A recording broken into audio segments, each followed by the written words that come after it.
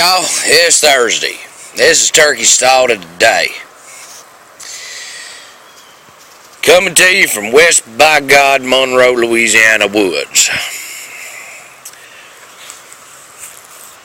Right after I gave the thought of the day yesterday, I walked in the house and my wife had the news on, and we had some tragic news from Fort Hood.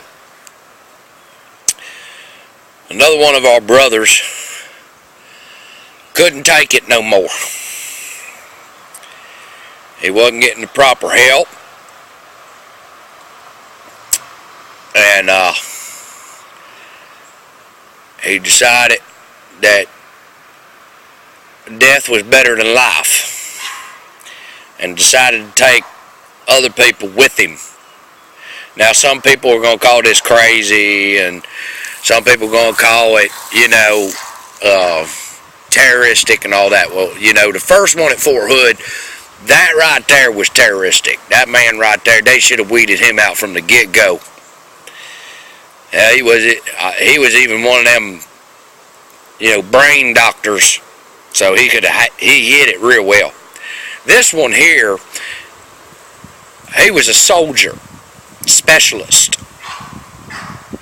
He served in Afghanistan. And, people don't realize, I ain't never been in the military,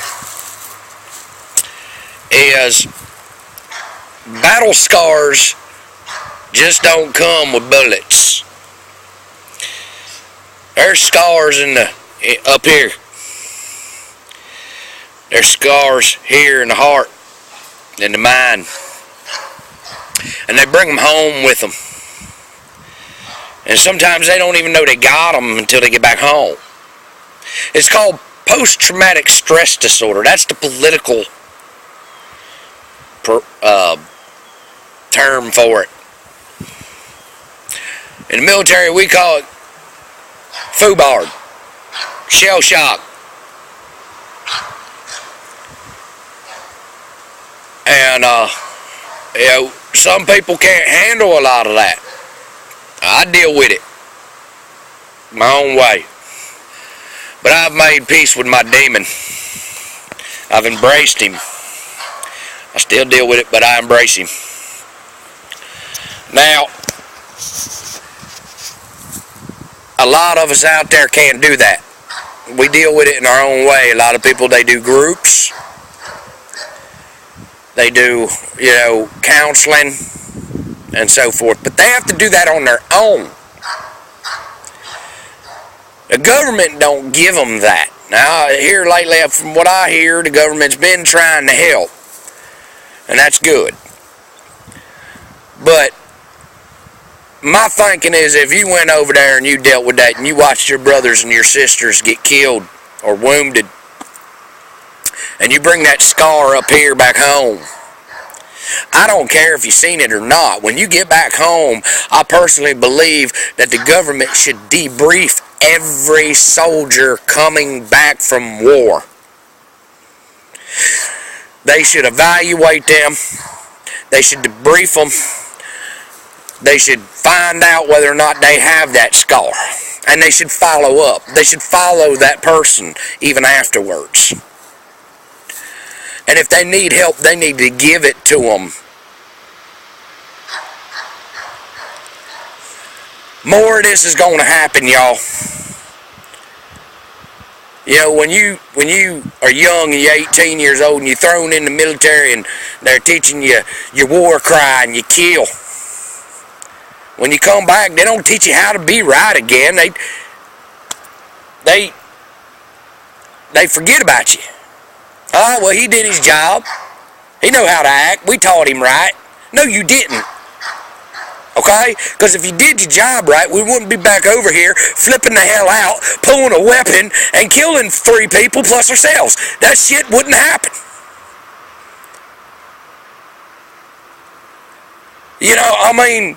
This has been going on ever since war has been going on.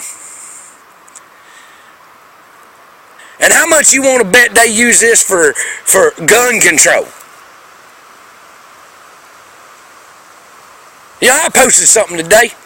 I had a picture of Obama, and it said, "It's been the law of the land for 3 years. Stop changing it." And then up under it, you know, it had one of our forefathers, and they said, you know, the Second Amendment's been around for 222 years.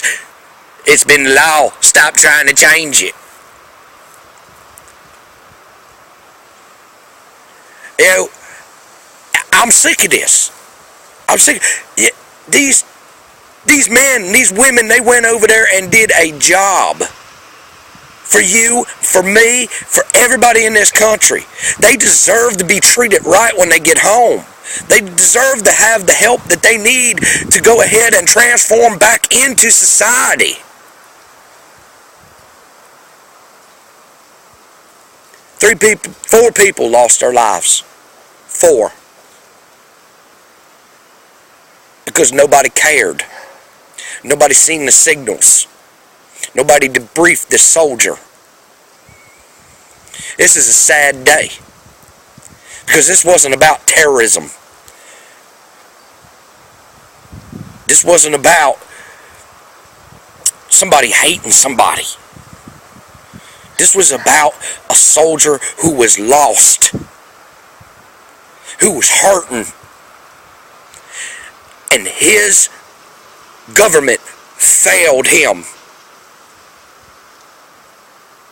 His superiors failed him. I put the total blame on what happened at Fort Hood with this soldier solely on the United States government and Obama. Oh, and speaking of that, no good. I wouldn't even call him a president. He ain't nobody. He comes out, gives a 3-minute speech on how our hearts are broken. And about tragedy and all this. One, he don't know tragedy. One, he don't know what it's like to deal with that over there because he ain't never done it. And what's he do right after that? He goes on a campaign function to raise money.